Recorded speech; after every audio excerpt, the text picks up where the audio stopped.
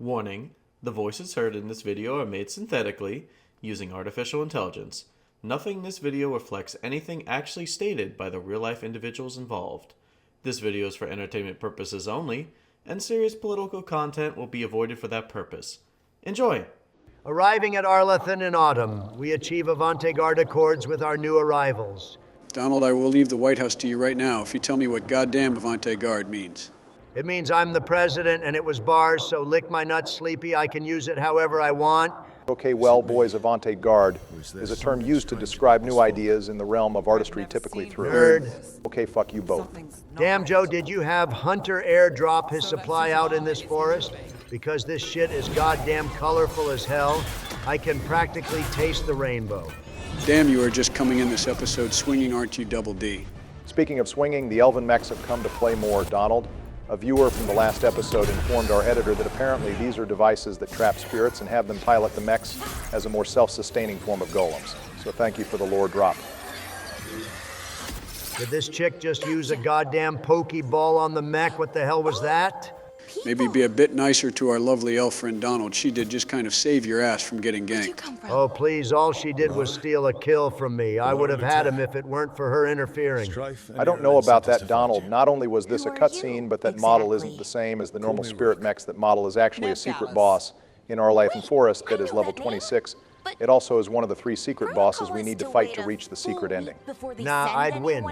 Bro's not Gojo, but anyways, Barry, what can you tell us about our new companion here? I really wanted to play Veiled Jumper for my personal playthrough. They are one of the more underrated and lesser played backgrounds.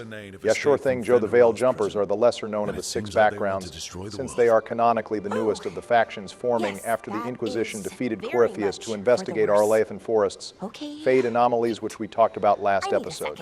The Veiled Jumpers are open to everyone, but their founders are all Dalish, which is why almost every Veiled Jumper NPC we meet is an elf, as is the case with Bellara. Bellara herself has her own short story in Dragon Age, Vows and Vengeance, along with all the other Veilguard companions. In that story, she is pursuing an artifact that lets her precisely hop between areas of the Fade known as the Flicker. She stole it from the Tevinter Imperium, since it originally belonged to the ancient elves. I guess Tevinter does use elven artifacts, they just keep them on the down low. At least she sticks it to the blood mages. That's probably her best character trait, since beyond that, she is a more acoustic Meryl, which is probably why Joe likes her in the first place. Eat a dick, Double D. Bellara is just a cutie I want put up with slander about her, Meryl. Does she still have the flicker that sounds really useful to deal with Solas and his fade-loving ass? Unfortunately not. Joe Tevinter Templars caught up to Bellara and destroyed the artifact, which is why we see her here, looking for yet another elven artifact in this mission, instead of bringing her back to camp to figure out what the elven gods are doing. And now, of course, we are stuck having to help her since we got trapped in a Veil bubble. Veil bubble is the Gen Z way of saying a fade sequence, I suppose, so this should be interesting. Something at the center that's generating it. Something powerful. If we can find it and remove it safely, Of course, this game warps us into the Fade in the first hour of playing it. At least we have experience killing demons by this point. This time we even get to use companion abilities. So this is easy goddamn money. Looks like we don't have any spell combos to use yet, though. Ironically, this is Donald's first time playing, and it gives him 2 mage companions to use. Well, technically, that was my fault. The companion you bring here is whatever companion you didn't bring with you to push the pillar down. We could have had Harding here instead, but I don't think either companion pairs particularly well with Ballara's current abilities, so you're not missing much other than different dialogue. How are we feeling about the abilities now that we have a chance to use them in real time? I feel like there's a good mix of crowd control and damage abilities, and it looks like picking your squad mates and abilities is particularly important to get those spell combos off. Yeah, maybe if you're a nerd, but as for me, I'm gonna stick with my massive golden god feet, curb stomping every demon in my way. Honestly, combos are nice, but it feels like as long as you can get your parry timing right, you really don't need it. This is absolutely a staple of the build, and the abilities in general are very much Mass Effect coded, especially since you have to pick your squad mates with the different combos you can use in mind, like in Mass Effect 2 and 3. While a lot of strategies for spells are gone, the animations for your own abilities are amazing, especially the ultimates. Just don't ask us for an ability tier list, since the best use for most abilities is either crowd control or raw damage. I haven't watched too much gameplay-wise, but I do know for a fact the combos not only deal big damage, but they apparently freeze the enemy that you place a combo on, And it even applies to boss enemies, so a free stun and big damage is practically a blood wound with every combo. Jesus Christ, this game is easy as shit. I think even Sleepy Joe is going to be fine for the entire game if you just get a free goddamn stun every couple of seconds. Not to mention it's easy as hell to get collectibles in this game. Every damn corner has money and crafting supplies. Also, game, I already see the puzzle solution here. I don't have to listen to Joe and Barack's B-tier waifus chat about the companion cube when I can just as easily pick it up and place the damn thing already. I can already smell another mechanic that definitely won't wear out its welcome or be overused. I just realized back there, though, does Arlathan Forest have planks of heartwood? Like the same heartwood I had to grab off a boss in Awakening, and the same heartwood the legend Potus's shield is made of. The south part of Thedas is just goddamn poor, I guess, because Wade would lose his collective shit over heartwood being scattered around like simple planks of wood. Barack, do you have a lore reason why heartwood is now a common loot? No, this is just straight up a lore break. There is no reason heartwood should be common when it was only found off in ancient Sylvan and in the crossroads in Trespasser, respectively. The only logic behind this is that most trees in Arlathan are made of heartwood, but then that would pose a whole question as to why the forest isn't getting mass deforestation. And don't say spirits, because there's no way if you had access to a massive amount of heartwood that can make top-tier weapons that it wouldn't be worth dozens of lives to supply an army of elite units. Good parry, though, Donald, keep it up. That's a bread-and-butter mechanic of the warrior class.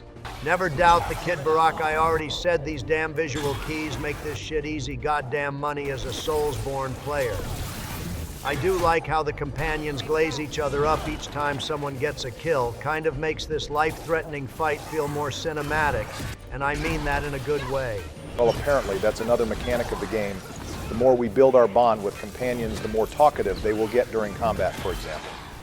If you are particularly close with Niab, she will not only compliment how you kill dudes, but she will warn you when an enemy is about to attack you from a blind spot or put herself in harm's way to keep more enemies off you.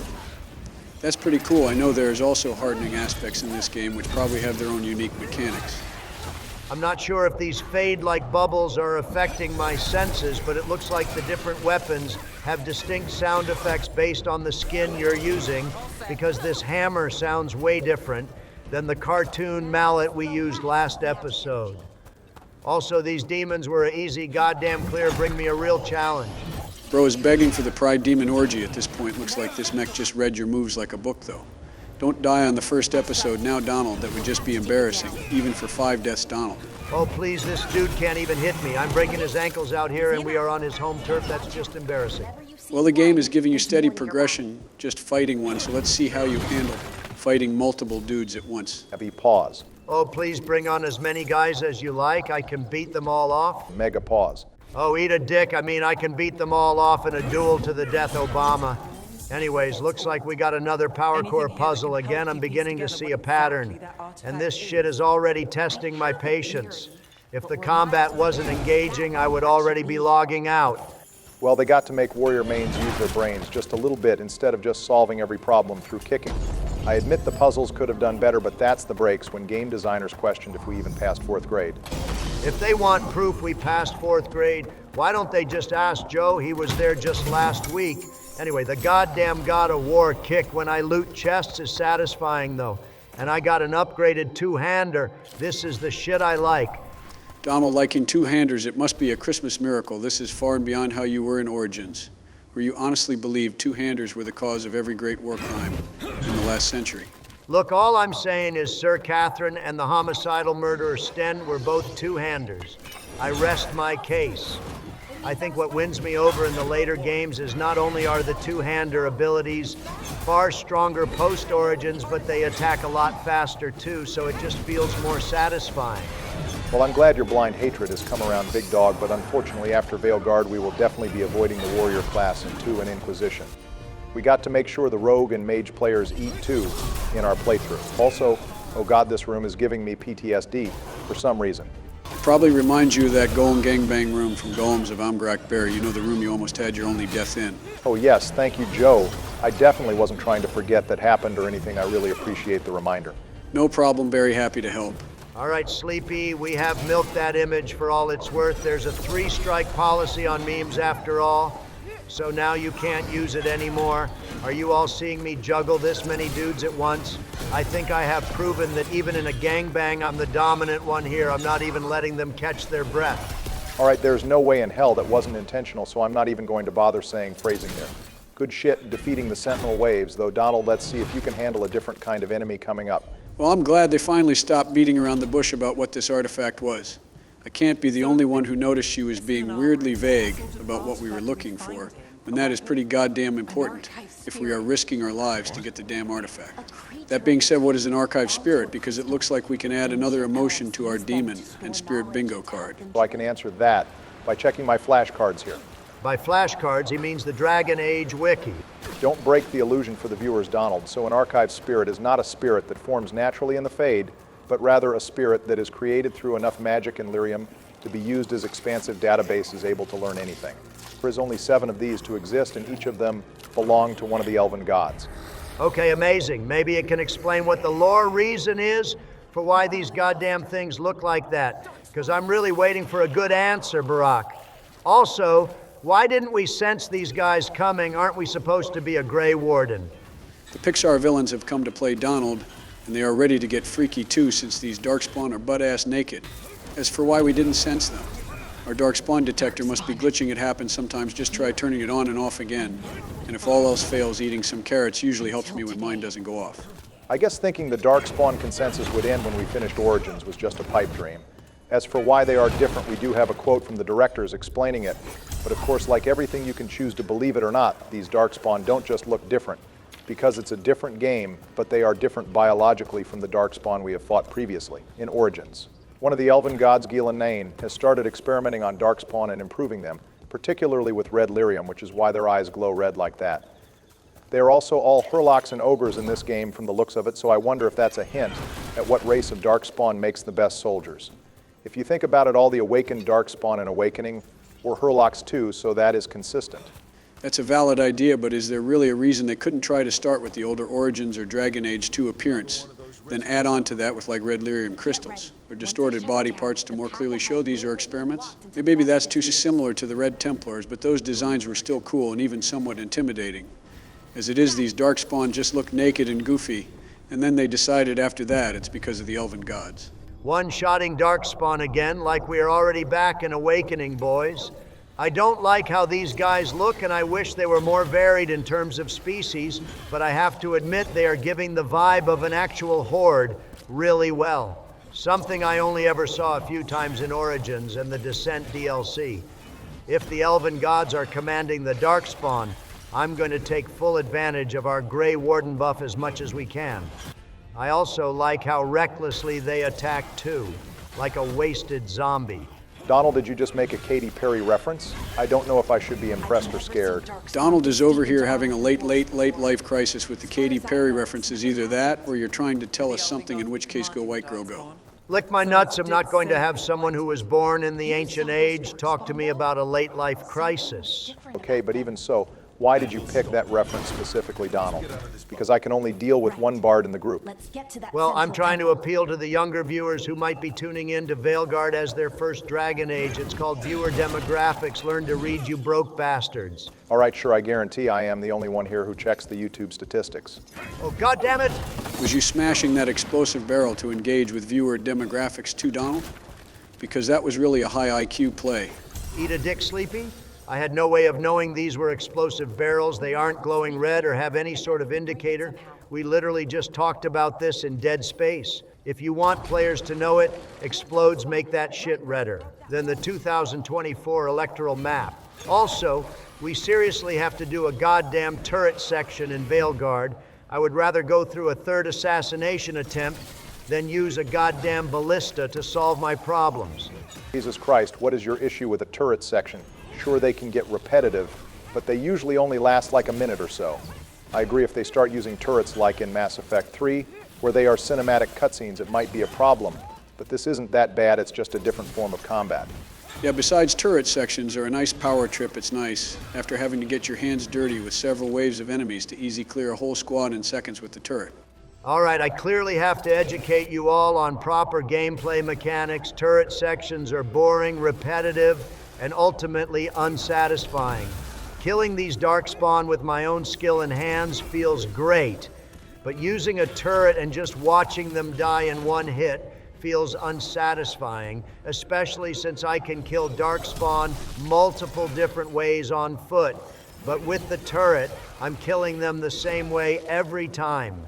Not to mention I'm locked into always facing forward, which feels shitty, as well as just being dangerous when you have melee enemies that can sneak up on you.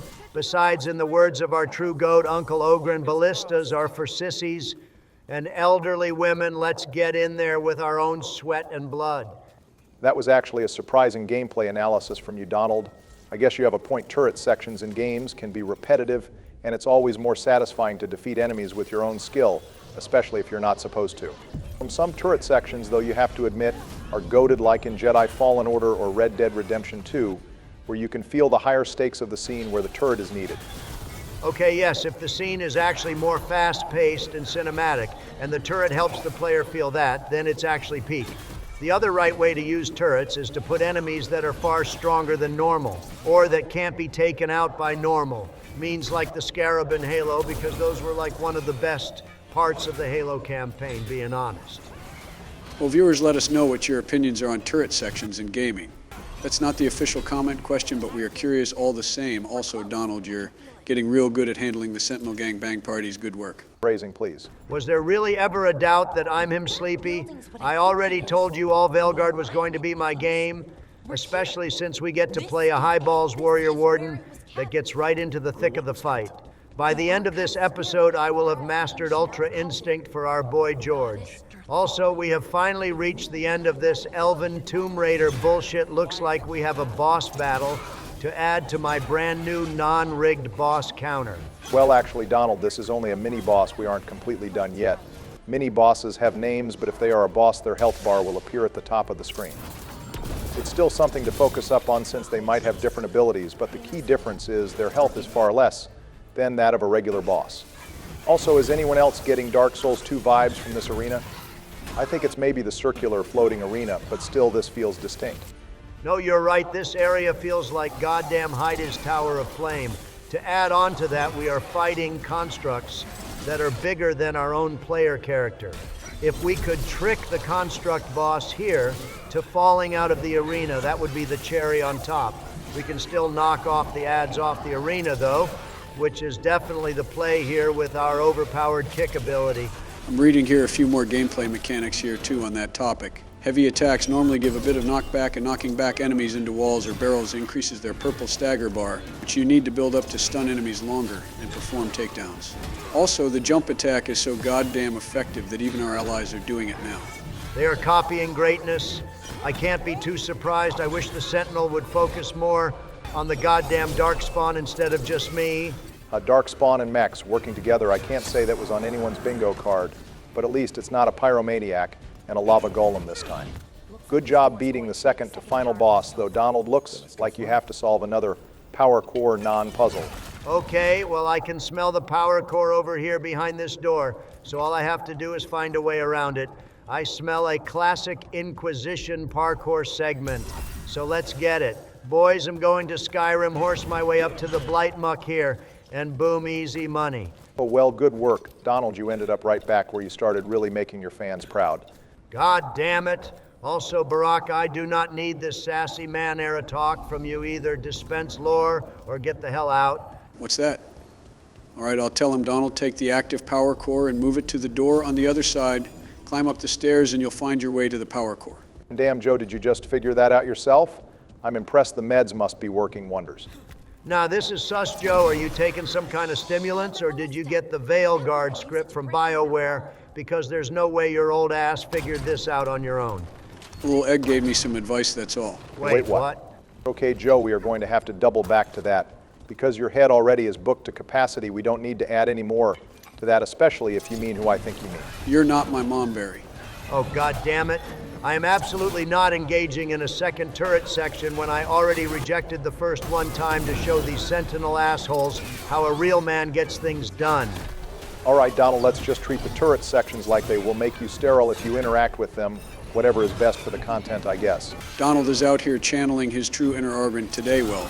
While Donald is taking out the rest of the Sentinels, we might as well remind the viewers about our romance competition. So viewers, each of us wants to romance someone different, and we are going to solve it with a classic death competition. So whichever president dies the least in 5 episodes will pick their chosen waifu. I've picked my girl Harding, Donald has picked the mage killer Lucanus, and Barry is doing Tash. While not confirmed yet, I'm still debating between Tash and Neve. Being honest, I want to see their character arcs unfold before I commit to one or the other. It's part of the fun of doing things blind like this, and since we all have a different opinion, I expect both of you to make a damn good argument for your romance as well as a damn good show of your gameplay mechanics. We need to go all out for this one. It's not often we get to showcase a new BioWare game. Yeah, and it's probably the last BioWare game Joe will ever get to play given the fact he is like 600 years old, which makes it so hilarious that it has high-action gameplay that requires timing faster than Joe's dial-up brain can handle. Wow, good one, Donald. I'm old. What a wholly original joke. What's next you're going to say? A funny gamer word and... All right, you two, just because we are playing a new game doesn't mean you can just ignore your court-mandated couples therapy sessions. We finally got some important plot points. Coming up with the archive spirit, and my boss room senses are already going off too. Yeah, considering there's 2 different loot chests on the map, it really couldn't be any more obvious. Just got to have Elf Tally top me off here and let's get it. I'm expecting a giant mech fight or this archive spirit to be 12 feet tall or something. Donald, this is the second boss in the game. I would temper your expectations accordingly. Plus, I doubt a 12-foot-tall technology spirit could even fit in the room. Okay, but think about how goddamn peak a Zeus-like archive spirit boss would be Barack. BioWare needs to think about how they can put this game back on the map. Divert the magic energy somewhere else? Since when was using magic like goddamn tech support? This sounds like diverting energy flows in Mass Effect to break in Hawksfall. Yeah, Bellara is definitely pushing the envelope in terms of how magic works in the defined lore. Attunement is a thing, but this feels like something else. Speaking of fixing things, our Rook really needs to get his Darkspawn detector attuned. This is the second time we have been crept up on by a Darkspawn. Well, someone really should have warded the tri-bush before pushing up past the river. It's almost like it's breathing.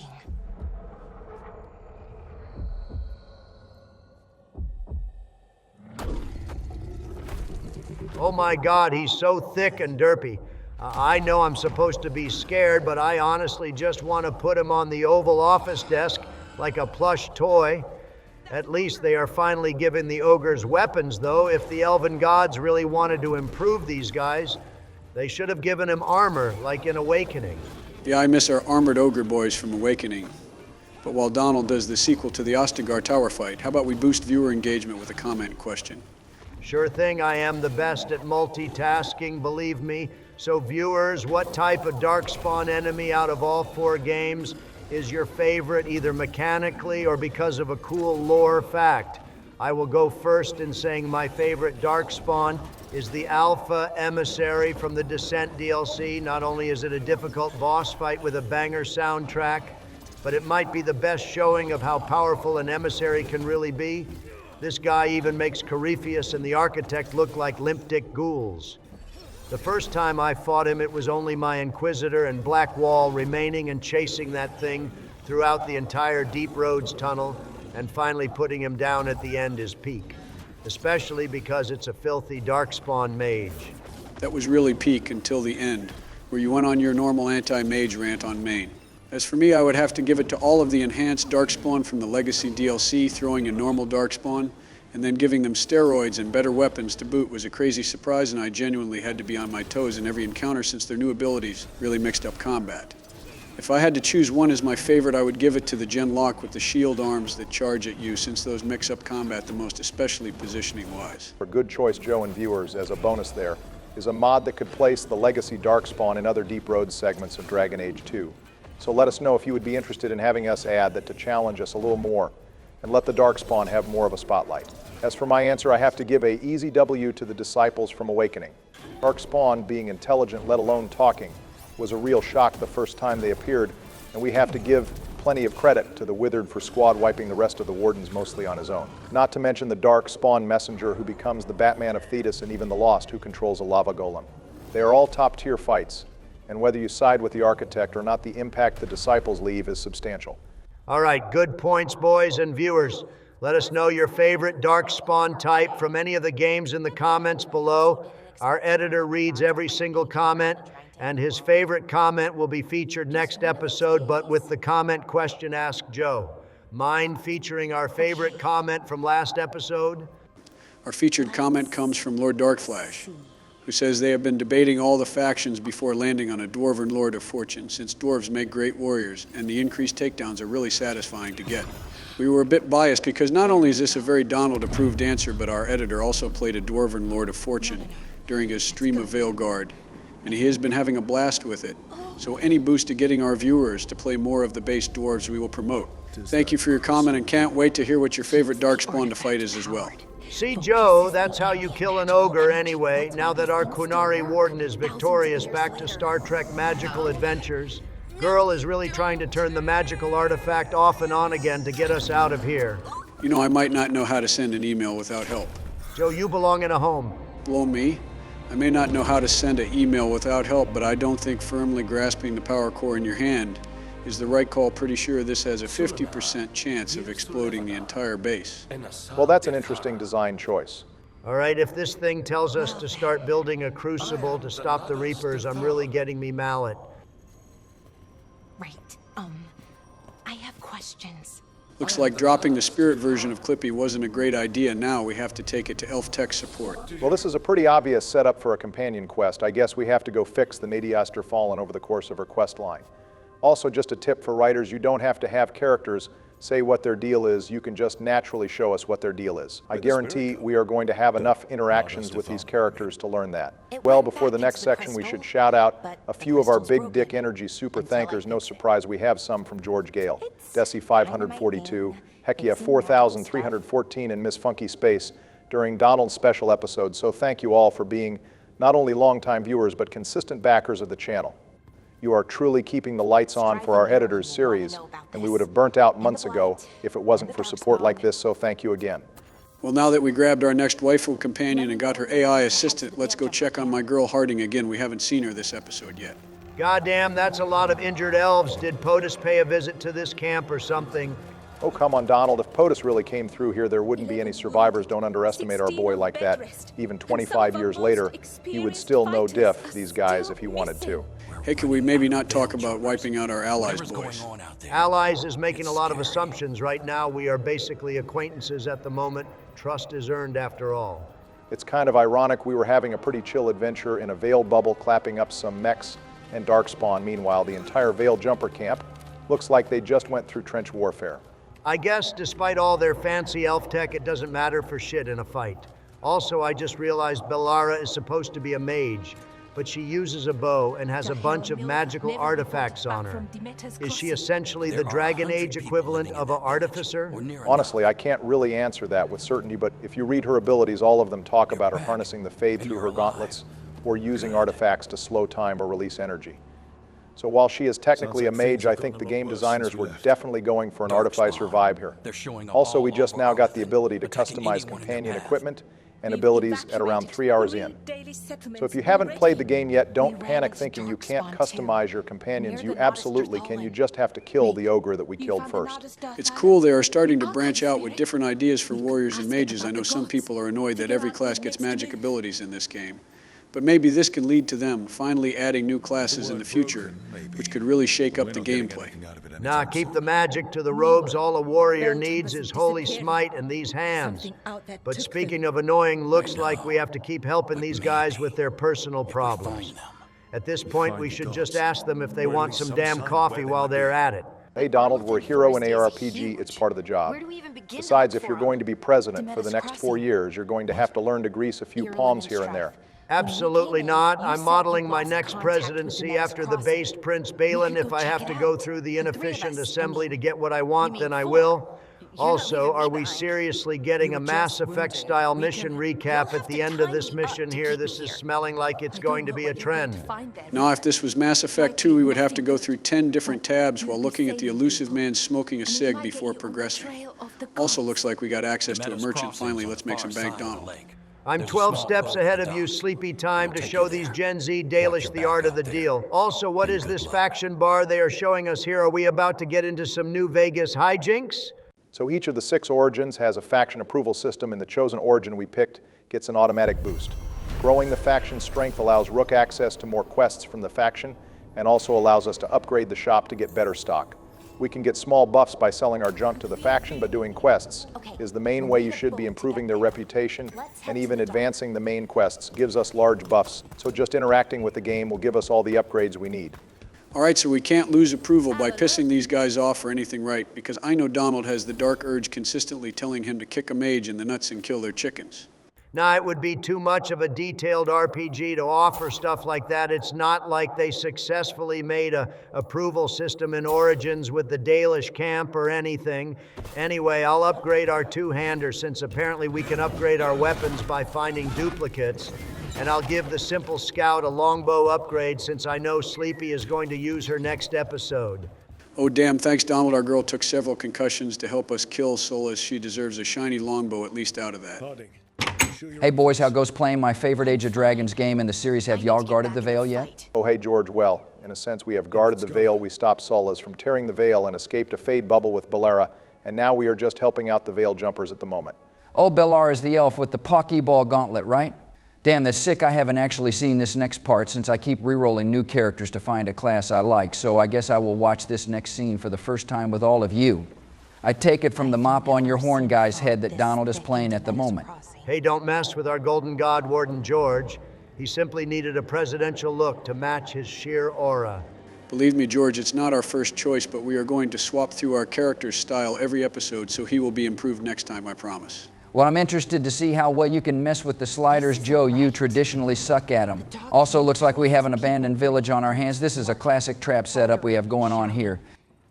Well, are you going to make us roll a perception check, Dungeon Master? Ooh, Joe, that might be a trigger. Well, don't mind if I add some flair here. As your boat docks in the foggy port, a chill goes down you and your companion's spine. Where you were once greeted with hustle and bustle of a thriving port town, you are now greeted with silence. As your first steps echo through the empty port, you can't help but sense an odd smell of death and depravity. What would you like to do? All right, I will play along. The warrior Donald will bravely and stylishly step off the boat and begin taking advantage of the empty village by heroically looting everything not nailed down. Donald, you have to channel your inner Zelda and smash all the barrels around the town, though. Leave me alone. It's giving me money. I gotta do whatever I can to get my bag up. Bro has true goblin syndrome. Interesting, looks like we are getting more unique warden dialogue, so our Darkspawn sensor is working again.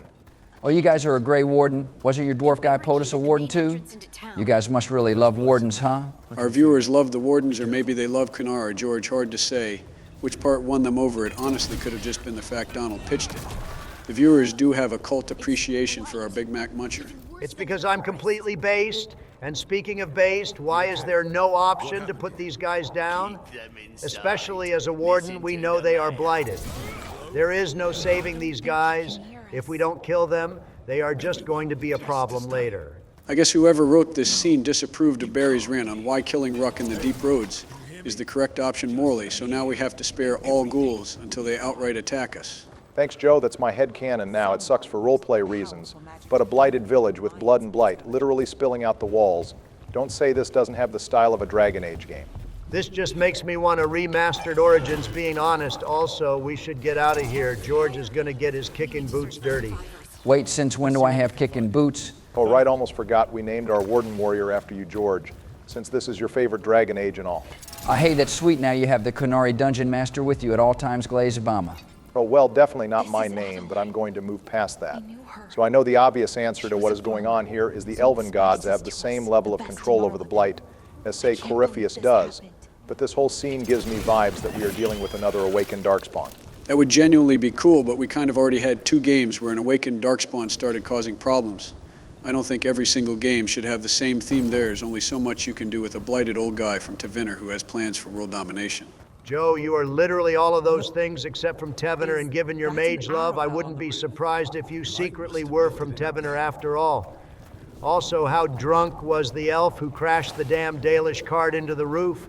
Are we in Arlington or goddamn Hollywood? Bro got too sauced and the car keys just jumped into his hand. I can't blame him. It's your American right to drive 12 beers in. This is not America, and please don't encourage our viewers to drink and drive. Don't be a bitch, full Bama. Base George. The simple scout coming in clutch with another keen observation. I really would never have been able to understand that the blight is weird.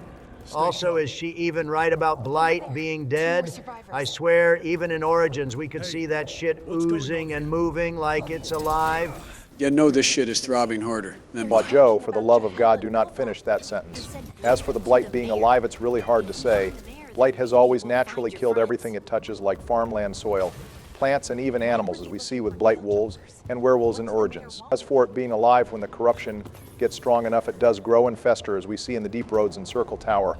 But I think what Harding means is this blight is more actively growing, so instead of alive, thriving, might have been a more appropriate word. Wait, I thought a blight was when a big archdemon comes from the ground and forces the Darkspawn to do a Warhammer-like work scenario. Is the blight a Darkspawn invasion or this festering orange goop? Well, both is correct, George. Although this orange goop, as you call it, used to just be called Darkspawn corruption in Origins. Although now that we know the Darkspawn didn't invent the blight, it was the ancient elves that did, I guess we just ended up calling it blight. Although I still think giving it a different title or just calling it corruption is far less confusing. You know, Rook calling them survivors is really a pipe dream, and you of all people should know that. I can't believe I'm about to say this, but I'm starting to side with Donald here. You know, breaking these walls and crawling through all this fleshy blood and skin reminds me of that Riftworm level in Gears of War 2.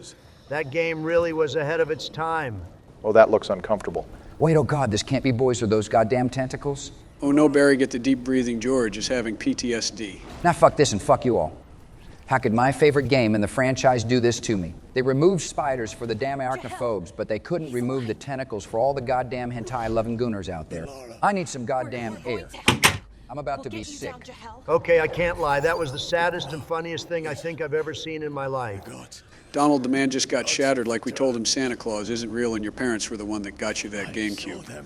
Okay, actually, that is a little funny now that I say it out loud. You all are terrible.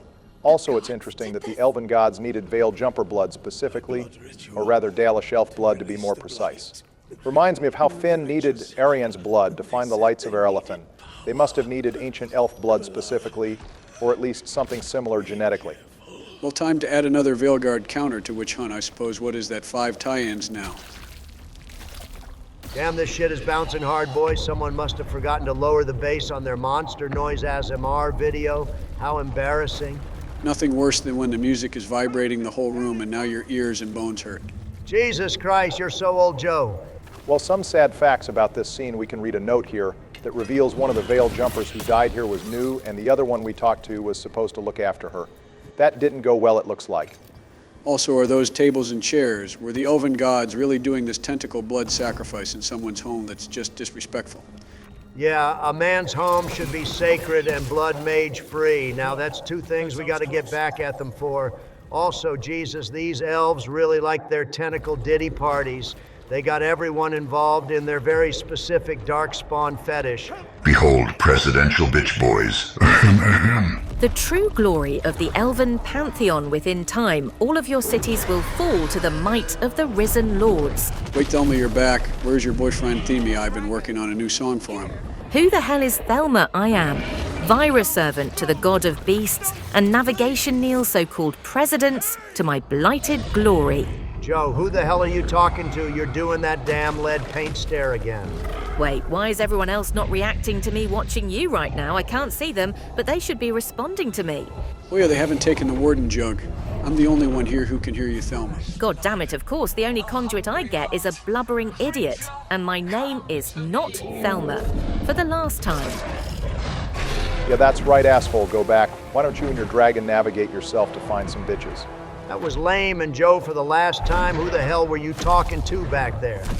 Oh, sorry, I was talking to Elginen's dragon, Thelma. She was yapping about witnessing her and glazing her mommy up. You guys didn't miss much. Oh, God damn it. Killing Euthymerial really was pointless. If every blighted dragon is just going to have conversations with your mind, Joe, this blight shit is only going to get worse. You know I'm worried about your mind. Worrying about his mind is a pipe dream. It was already Jover for him before he took the joining juice.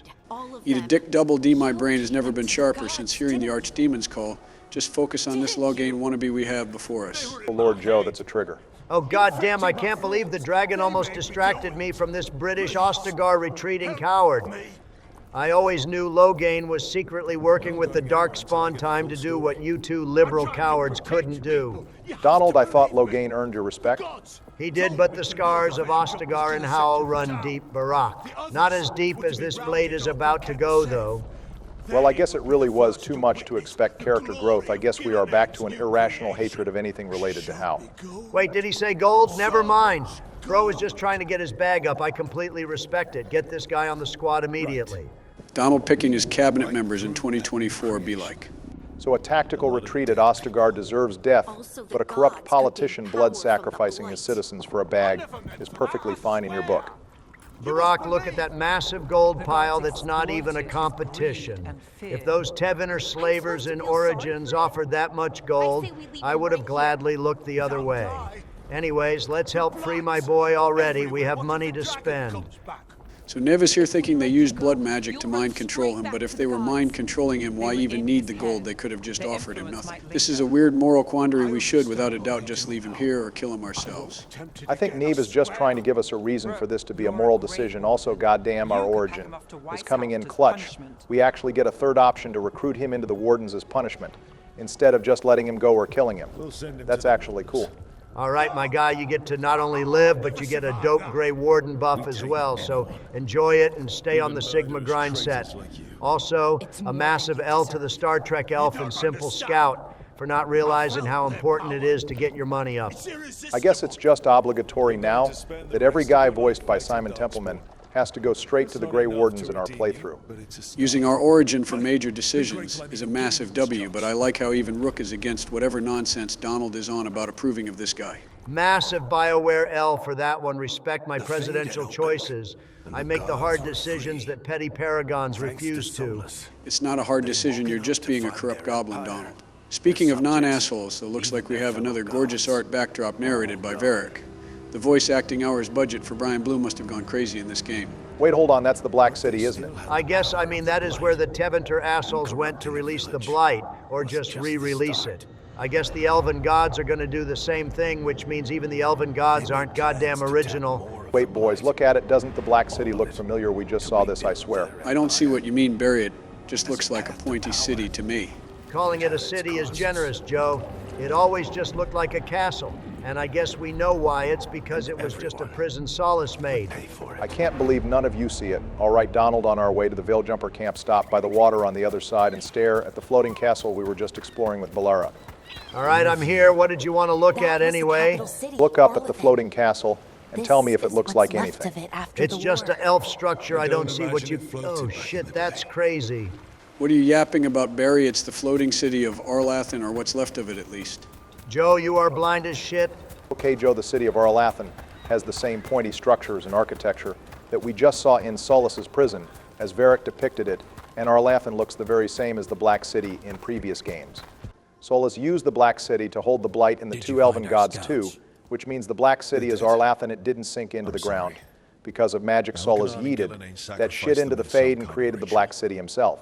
So wait, the Black City, the thing we see in every single game, was just Arlathan all this time? That seems like a pretty big lore drop.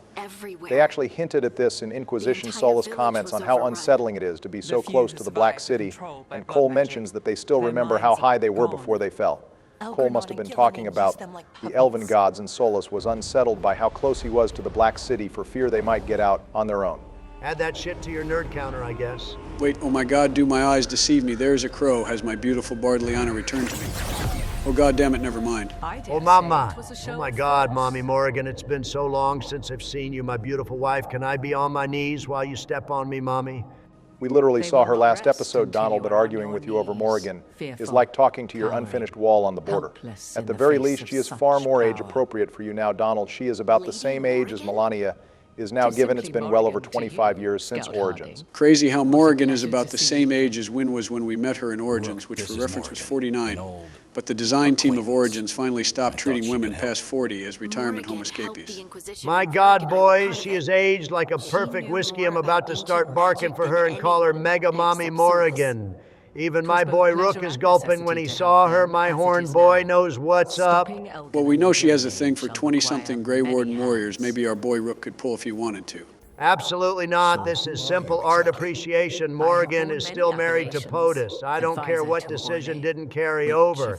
That's still my headcanon. Besides, our boy George is too tall for her. We know she loves her short kings. Also, Mommy, I will cooperate with anything you say. Your wish is my command. Exaggeration.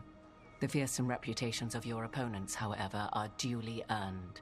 This dark turn of events shall only become worse. Well, Morrigan is going to serve as an advisor for the Veiled Jumpers, so she is going to be decently intertwined in with their quest lines as a result. That is probably a benefit since it's the only way Donald is going to even tolerate these guys. She's certainly come a long way from rolling on the floor laughing when we sided with the werewolves. Sounds like the Veiled Jumpers should guard any Elven books they have lying around, though. Boys, we have to restart the game right now. What, Donald, why would we do that? If Mommy Morrigan likes the Veiled Jumpers, then I have to go back and pick the Veiled Jumper background so that she can spend more time with me and maybe call me a good boy when I do something. As much as I would love to play my chosen origin, we are not rewinding almost 3 hours of content just to appease your mommy fetish. Looks like we got to backtrack already to the ritual site, boys. Oh, coincidentally, it's a double backtrack because we are going back to the ritual site where our first episode took place, then a second backtrack all the way from Dragon Age 2 because we have to once again grab the Red Lyrium idol. Well, now that Mommy Morrigan has blessed my eyes with her presence, I feel totally rejuvenated and ready to go another 12 hours this episode if needed. I'm so drained if you catch my meaning. I'm not even bothered by this cheesy teamwork speech that Rook is giving to the simple scout. Well, I'll load up on extra pictures of Morrigan then, because I already know a major change to the party dynamics of Veilguard as opposed to the first 3 entries is a stronger sense of unity between the team members. Not only do all of them sit in group debriefs during major story sections, but they also interact with each other during off time like in Mass Effect 3, and then can even romance each other through those moments, are more scripted than you might realize. Wait so we can get cucked by our own teammates in this game? No, the companion romances don't lock in until you also lock in a romance or until you have already well blew past the time it takes to romance someone. Also, if you select even a handful of romance options in dialogue for a companion, no one will flirt with them unless you lock in someone else. Good, because I can't have anyone I'm interested in have a wandering eye. I'm the main character, and I need all romance interests to want me. You say that, but I know you don't even do what you expect from others, so I guess it's do as I say, not as I do with you. That's what being a leader is about, Sleepy. How inspirational. Our gods, and they're killing people and blighting the world. How do we stand Goddamn up against Bellara that? is really over here, crashing out over the Elven gods. Meanwhile, every other protagonist would just shrug off worrying about the blight as just another common nuisance. They really did want to emphasize how this team has humble beginnings. The lead writer did say they wanted the tale of Rook and his squad to be the right people here at the right time, rather than a story about a chosen one or the wielder of a special power like the case of the Inquisitor. I wish they were a bit less on the nose with it, though. You guys are seriously ruining my aura with Mommy Morrigan over here, so stop cock-blocking. Don't let POTUS's wife know we aren't the chosen one, otherwise she won't want to be around us anymore. Also, Harding, don't feel bad about not taking the shot. There is no way Solas would have been taken out by it. And all it would have done is have him murk Varric and then turn his attention on us to make more stone statues around Arlathan. Now, speak for yourself, I would win. Bro's going to end up looking like an overweight Vidisala statue. Good work cheering my girl Harding up, though, boys. Honestly, helping us destroy Solas's shoddy do-it-yourself construction was the best option besides calling in Hawk, the hero of Ferelden and the Inquisitor, to take care of things. That would have been overkill, just one of them could have taken care of this issue. But while I'm not a fan of this pity party going on, I always make it a point to every companion, regardless of age, race, sexuality, or Jacob Taylor, to just get your tasks done. We hired you for a reason, so just do that. And I really don't care what you do in your free time. Don't worry, Donald, our team of waifus will get the job done at any cost also. Is it just me, or did we already have this friendship speech? God damn, if I wasn't so erect at seeing Mommy Morrigan earlier, I would be really annoyed at the fact we have to keep having these friendship speeches every 5 minutes, like we are in a Yu-Gi-Oh episode. All right, I know this seems repetitive, but I promise this is relevant.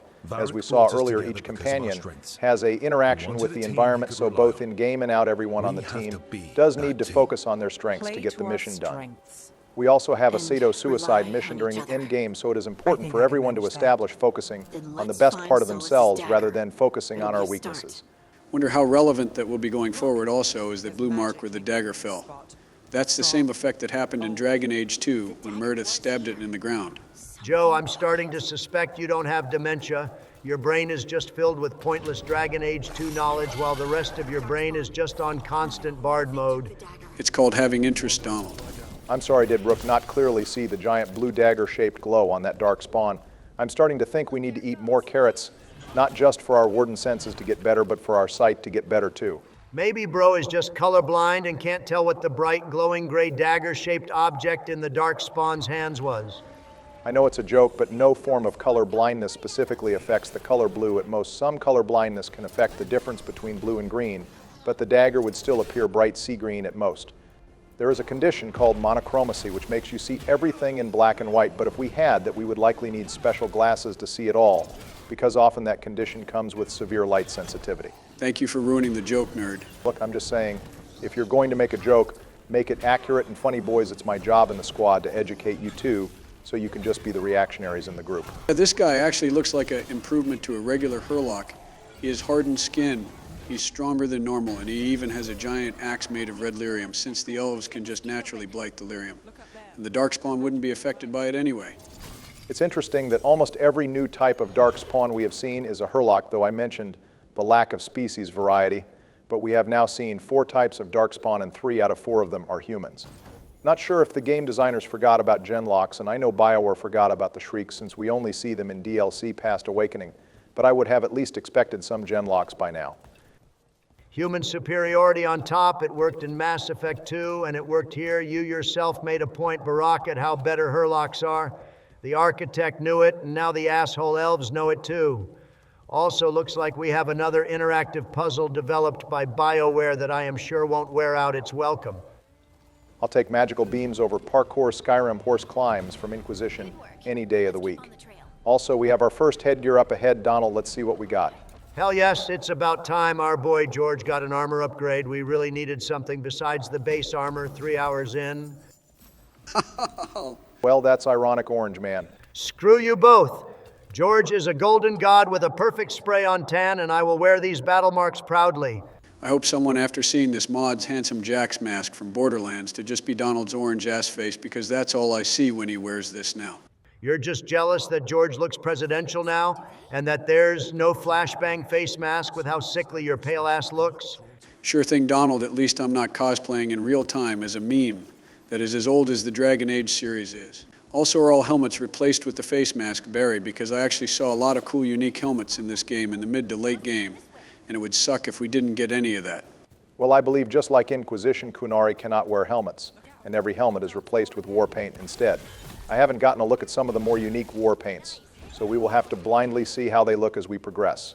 Ironically, since your casual wear is automatically worn at the lighthouse, it implies our rook takes time before every battle to carefully put on his war paint, which is pretty funny, I can't lie. It's kind of bullshit our boy George can't wear helmets, but Sten could. Massive BioWare, L to downgrade like that, but at least this orange war paint strikes more fear into the hearts of enemies than any helmet could. I think you mean laughter, not fear, Donald. I get it, words are hard. To be fair, Donald, Sten didn't have horns, despite what hundreds of modders might leave you to believe, so that's why Sten could wear normal helmets. It's not all bad, though. The face paint in Inquisition was solid, and nothing in this game has led me to believe the designs will not be top tier here as well. Kind of crazy that they invented perfectly functioning helmets for the Kunari in Dragon Age 2, but by Inquisition we no longer get the option to try to put helmets on our Kunari boys. Well, there is the helmet dread, but that was unique to my boy Iron Bull. I think they stopped trying to make helmets for Kunari because Frostbite's engine had trouble displaying helmets and horns during cutscenes, and BioWare got lazy. Gotta remember, Dragon Age 2 was on an entirely different engine from Inquisition and Origins. Also, we finally get God of War executes in this game. Now, this is the type of gameplay changes I can get behind. It's not nearly as brutal as God of Wars are, but that's to be expected. Dragon Age was never really the graphic gore game. It gets the shock value through other means. Going into some mechanics, we get several unique takedowns based on our class and what weapon we have equipped. The takedowns are all pretty satisfying, but even still, I think some more classic head chopping kill animations would have been peakier. I also read their skills later that can give us buffs and heal us after executes, which really helps the fight build more momentum in a natural way, especially when fights get longer than a DMV line. Looks like heavy attacks and staggering builds up the bar faster too, so there's at least still a hint of tactics in this game. I can't wait for late game where I slam dunk every enemy with an execute to restore all my health and leave the bosses pissing and shitting in fear at all my style points. Unfortunately, even though we can get equipment and abilities later on that improve our execute damage and gain buffs for executes, they still happen less and less as we go further on in the game, because the purple stagger bar scales with the health of an enemy and damage buffs are far more common than stagger buffs, so eventually we will end up killing most enemies before the execute bar pops up, and some bosses don't have a execute like normal enemies do. Party killer Barak strikes once again. I'll just experiment more with builds to get it to work. Even if I have to get daddy YouTube guides involved in my builds, I'm a simple brute force kind of guy. We can call your build the Orange Obliterator. We can apparently refund abilities at any time out of combat, so we can switch builds around depending on who's playing if we really want to. Maybe if the viewers are curious later on, we can show each of our builds. Sure thing, my ratings could always use a top off. Playing it pretty close in that fight, Donald, you almost reached the first death in our series on episode 2. You doing all right? I'm just experimenting. There's no way I'm dying this early in the series. Veilguard is going to be my game on the combat side, and we are getting our mage killer romance for the love of Sithis. Also, is that damn Darkspawn taunting us now? Bro does kind of look like he's waving the dagger in the air like, hey, look at this. I guess Ghilanane has a sense of humor that she installed in her Darkspawn good shit, finding that other blight boil quick Donald some of these things can be shoved in the deepest corner.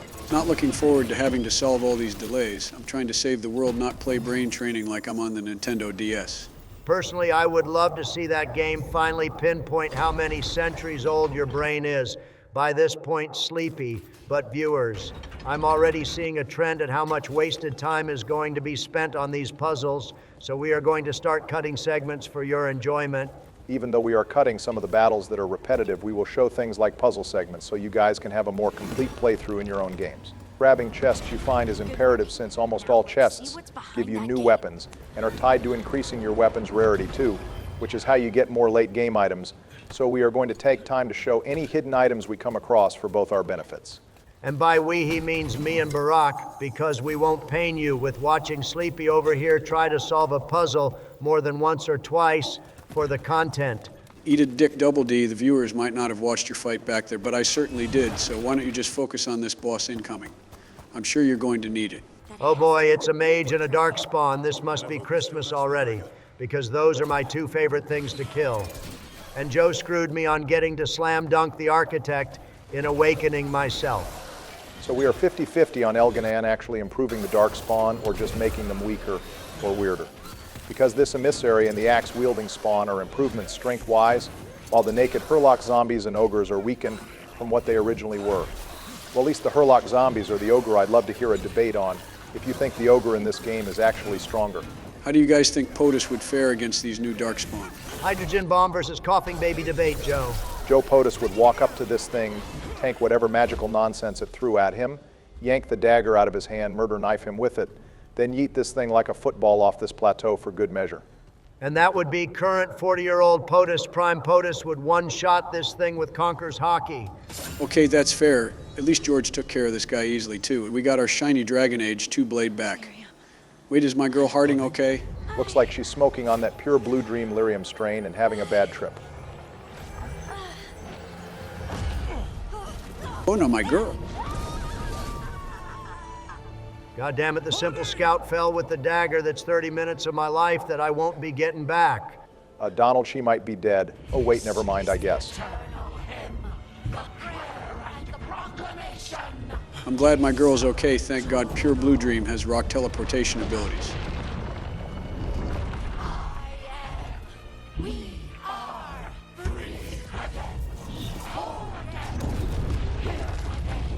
Wait, they really gave the simple scout the Titan buff? What the hell is even happening here? Is the idol connected to the Titans or something? I can give you a firm it is possible. Given what we know, it's possible the Titan's call was tainted when the idol was blighted, but now that Saul has purified it again, the call became more clear the dwarves have always had a far worse reaction to the idols.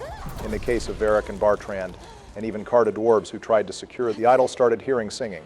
Holy shit, that's my girl. She has become a full-on earthbender like Solus. All right, so even though Harding was the first dwarf to touch it, we can be a dwarf and grasp the idol too. Does Rook also get earthbending powers when he touches the dagger? No, it looks like the Titan's really just like Harding for some reason. It's interesting, though, that this lyrium idol has a connection with the Titan specifically, but considering how deep underground this idol was, it makes sense we don't exactly know what the primeval Taig is, but it's safe to say. With the Rock Wraith and now the idol having a Titan connection, we can safely say the Taig must have been around during the time of the Titans and was still in operation after their fall, since there are golems in the Taig, which wasn't a thing until after the start of the first blight. You know, I always love the base dwarf lore, especially the Titan mythology, but if they wanted to explore the Titans, shouldn't we have gotten Valta from the Descent DLC instead of the simple scout? We could have gotten already mastered earthbending powers and deeper Titan lore from a Shaper, as opposed to a random surface dwarf. My girl is anything but a simple surface dwarf. We needed my thick Queen Harding with us. She has plucky dwarven positivity and the widest hips this side of Northern Thetis. Plus, there's plenty of players who have wanted a proper Harding romance. Since Inquisition, you got to reward the long-term fans out there. Oh, please, there's fans who wanted to bang Nathaniel and Valana since Awakening, but I don't see them in this game. Harding made sense, though she is an obvious Inquisition tie-in while not being a part of the Inner Circle. I'm just surprised we don't have more Inquisition agents from the extended media in this game. For just using Harding was tame. That being said, Donald, I'm a little skeptical about giving Harding Titan powers, seemingly because she's a dwarf, but let's see how this plays out first. I like the little Jarvan ult Harding put up in this fight, and it's beneficial too since it lets George stagger these guys easier. Also, spell combos are really damn powerful. I see what both of you were talking about now. Definitely need to make a note about which companions have good synergy. Yeah, I know that Explosion is orgasmic as hell, and everything can be affected by spell combos, even bosses. Besides, proper timing using triggers, sunders, and detonates is also important, and the key components in Veilguard. Good thing I'm already a master at every aspect of this game. I'm even knocking these assholes off the arena ass first. Killing someone with fall damage isn't only possible, but it's an achievement too for the like 20% of you that didn't know. Yeah, now that Achievement Hunter is retired, we got to have Presidential Achievement Hunter up in here. As for the game mechanics, though, I do like when games slowly introduce gameplay mechanics in the first act instead of thrusting them all at once during the first mission. I just wish they allowed you to upgrade companions earlier instead of hours into gameplay. Speaking of hours of gameplay, Donald, you're really taking your time in this last fight of the day. I know we are on hard, but it's still early game. You might be playing a little too safe, my guy. You're rolling like you have your own bakery. Eat a dick, Barack. I'm just taking my time to get a handle on all the gameplay mechanics, as well as memorize each enemy's attack pattern, so that I can completely clap them up later when I need to, and when they won't be babies first battle, like they are now. Also, I'm about to end this boss battle in style with a nice big explosion and a big free size 13 stomp. You're talking a big game, Donald. Let's see it. Size 13 for easy goddamn money. Oh, damn, now that's how you finish a dude off with a nice crisp explosion. Good shit, Donald. That dagger. What did it do to me? Not sure, but we should get back. We'll talk it through there. Oh boy, we get to hear the main villain's monologue. Hopefully it's more coherent than the mother from Awakening. It's weird that Eljan calls Gillinan sister, when in the lore at least she is a daughter-in-law to him. But that might just be a small lore break. Fen Harel meddles once again. If his dagger's beyond our reach, we must craft another. Oh wow, making a weapon out of red lyrium that traditionally goes perfectly well with no bad side effects.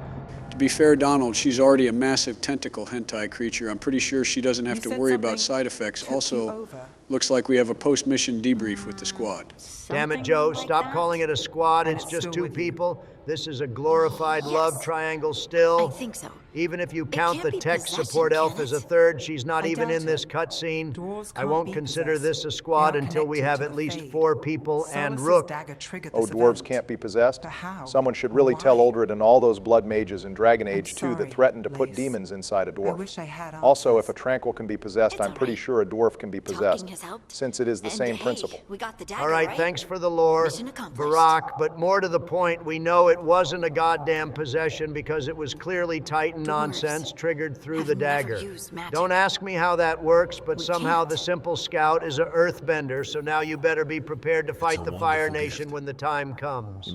Well, one dwarf used magic before, but I guess the Inquisitor never told you about Volta, so you wouldn't know that. I'm glad her scars seem to be healing a bit, though my girl definitely cleans up nice. I'm surprised you're being positive with my girl, though, Donald, I would have expected you to call her a demon or something. Look, it's a power that helps her kill Darkspawn and brings the dwarves further towards evolution, so I'm totally on board with the powers, even if the person using them is boring. You know, stone sense is something only really brought up in Origins, so it's crazy to hear someone talk about it again. The only in-game example of stone sense we get in Dragon Age is Ogre sensing Valyrium veins and the Urn of Sacred Ashes being rich and abundant, despite not being able to visibly see lyrium veins in the room. Because of this, stone sense was always thought to be more metaphorical, but I think Harding's earthbending combined with Ogre sensing lyrium proves stone sense is a very real thing. Do you guys think POTUS has stone sense? He did live in Orzammar most of his life, and even lived there after the Blight for a time. He certainly did, but there was no gameplay example we get showing his stone sense, so it's just a big guess at the end of the day. Although I'm sure after the events of Origins he lost it since he canonically spent years with Morrigan and their child.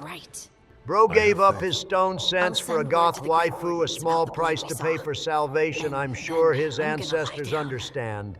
Anyway, simple scout, just get your task done and kill some Darkspawn. I'm sure you will do great. Good luck.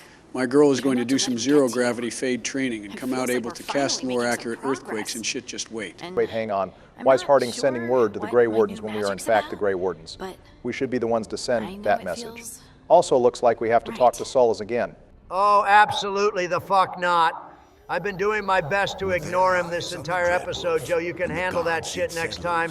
I already did all the plot stuff for the opening, so you can freeform it. Yeah, that's fine. I get to finally try this game for myself and show you all that even with arthritis I can cook with a controller. We get another beautiful storybook cutscene to close this episode out. Also, viewers, next week is Dragon Age Day, so we have something fun planned for you all, so stay tuned and make sure you are subscribed. It won't be as hype as my gameplay, but I'll still be there, so get excited. Thank you all for watching my maiden voyage in Veilguard. Don't forget to answer the comment question on what your favorite Darkspawn type is, as well as join the Discord server link in the description to join a chill Dragon Age community. Next episode, Sleepy is going to handle some side content and talk with the egg, so look forward to watching him flail through this game. Also, for all of you celebrating Thanksgiving this week, we hope you have a stress-free holiday, and from all of us, happy Thanksgiving.